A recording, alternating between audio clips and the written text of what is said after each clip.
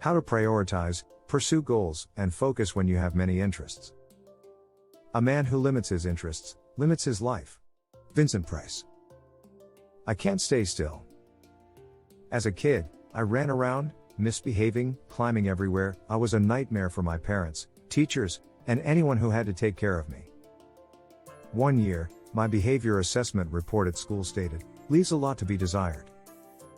Through my teenage years, I suddenly quieted down. But my mind didn't go silent, it still boils inside. I crave stimuli. Anytime I have a couple of minutes on my own, while waiting in the car or in a queue, for example, I take my phone out and start reading. Or I take notes, whatever keeps my mind busy. I have many interests. If I let myself fully indulge in them, I would be all over the place, spread thin like a French pancake.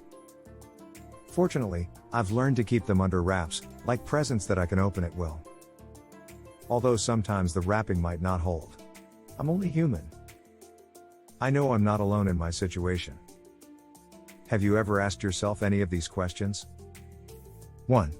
How can I keep my mind quiet to focus on the one thing that I have to do? 2. How can I stay motivated to pursue one goal and follow through with my plan when I want to do 100 things? 3. How can I satisfy my many interests with the limited time I have? Over time, I've learned to deal with these challenges, and fortunately, I've found a solution. Here is the 6-step method I refined over the years. With it, I can indulge in many interests and still stay focused to get things done. It gives me quick results and is highly flexible. 1. Your must-haves. The first step is to define which activities are the most important in your life at this time, activities that stand at the core of the life you want. Examples include spending time with your family and friends, exercising, reading, listening to music, and traveling. Undertakings that are part of your personal growth plan are also important, as they will make you the person you want to become. Examples include learning new skills, improving your existing ones, starting a side business, and advancing your career. All these activities are your must-haves, they are highly important to you and it can have a considerable impact on your life. This is where you will put your full focus. Write them all down in a list. 2. Nice-to-haves. Then, decide which other activities you are going to indulge in.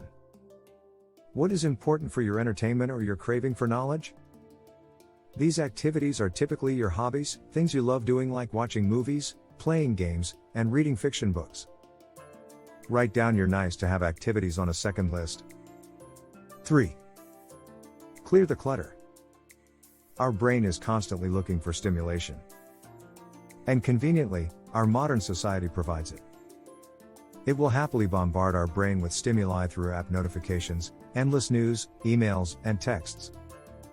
All these stimuli and our relentless quest for instant gratification inevitably bring us to procrastination. To get our head out of the water, we have to get rid of the clutter. We need to free time for our must-haves and nice-to-haves. Ask yourself the following questions. 1. What are the activities that you do purely out of habit even though you don't enjoy them much? 2. What are the things you end up doing because you feel you should, even though they are not important to you? 2. Maybe you've been brought up to do them, or peer pressure compels you to do these things. 3. What are your typical procrastination activities? Here are examples of activities that might typically fall into this category: watching the news, checking Facebook or your email, and watching TV generally. Take your time to dig out all these activities and write them down on a third list. This is the list of activities that you should stop doing or do less frequently. Keep the list as a reminder in case you catch yourself wasting time on these activities. 4. Get your one-page plan. Now that you have your 3 lists, write down your must-have and nice-to-have activities in a weekly plan. Put down the amount of time you will allocate to each of these activities every day or every week. For example, read for 30 minutes every day or exercise for 30 minutes on Tuesday and Thursday. Your time allocation for your must-have activities should naturally be more substantial. If you realize this is not the case, you should get back to step 1 and 2 and clarify what is a must-have and what is a nice-to-have. 5. Track and adjust. Now that you have your weekly plan, follow it during a typical week. Try to stick to the time you have allocated for each activity. Then, every day, write down how much time you've really spent on all your activities. At the weekend, review your week and analyze the data. 1. Did you stick to your plan? 2. Did you spend a lot more time than planned on a couple of activities? 3. Did you manage to clear the clutter, or did you spend time on activities that were not part of the plan? Based on your answers to the questions above, make adjustments to your plan for the following week. Allocate more or less time to specific activities where it makes sense. Remove activities if you must. Refocus and commit to clearing out the clutter once again. 6. Experiment, explore, shuffle. Your plan is not static. The whole point of the method is to indulge in the activities and topics you're interested in. So feel free to shuffle your activities around and add new ones at will. Explore, try out whatever you fancy, even indulging in cluttering activities to see where it leads you.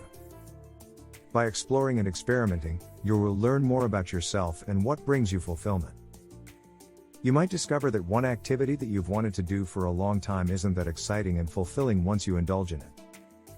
So you might end up dropping it, with the satisfaction of having tried it out. Over time, our interests and goals change. This is why your plan of typical activities will and should be updated on a regular basis, typically once a month. Have fun. This 6-step process might seem pretty regulated, but it doesn't have to be. Once you're comfortable with your plan and devoting time to what is important and fulfilling to you, you won't need to worry about the plan every week. You can then keep your planning to a minimum. I am actually not a very keen planner. But the benefits of tracking my daily activities and keeping my mind and life within the bounds I have set for myself overcome the pain of planning.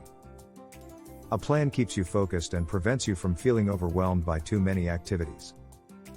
So I follow a clear weekly plan for my must-haves.